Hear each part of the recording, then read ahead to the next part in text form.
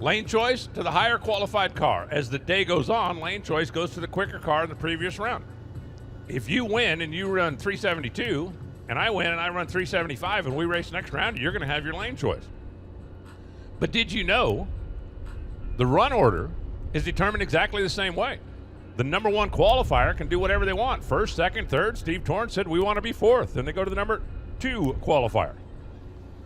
Brittany said, okay, we'll be third, and that's the way it works right on down the line. Whoever has the quickest winning run in this round will have choice first, second, third, or fourth pair in the next round. Performance pays in NHRA.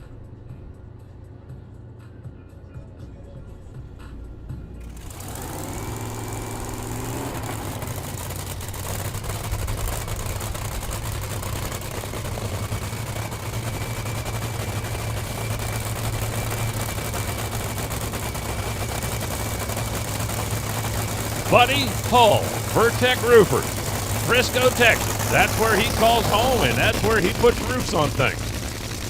Lots of things. And Steve Torrence, their goal every week is the same.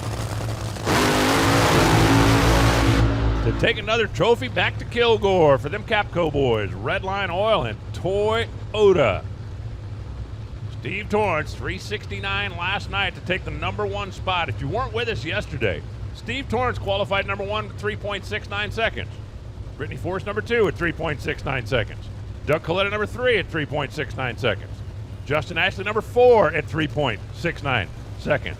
And Buddy Hull's car is being pushed back. It apparently would not go into reverse when he got out there to the end of the burnout. Hopefully when they get it back here, it'll go forward. Sean Langdon did something yesterday that I didn't think was possible. And, well, to tell you the truth, neither did anybody else, because he neutraled the car and then somehow got it back in gear.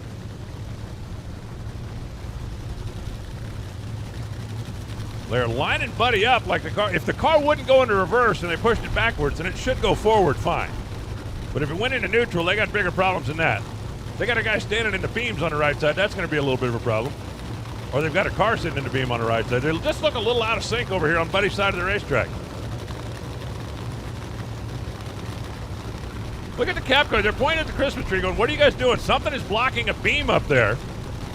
I saw that pre-stage on and I assumed one of the crew guys had their foot in it. No, apparently there was something down there on the starting line. Okay, we've got that squared away. Everything back now should be as it should be. Steve Torrence, the number one qualifier, and Buddy Hull, the number 16 qualifier, bumped their way into the beam. Well, that was a little extra drama.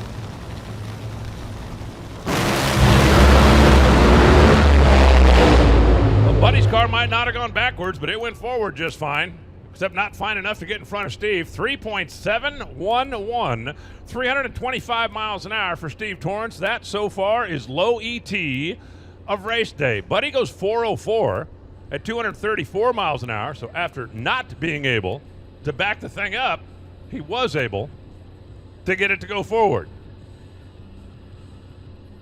So a little strangeness down there on the starting line, but it ends up with the number one qualifier, Steve Torrence, advancing to the next round.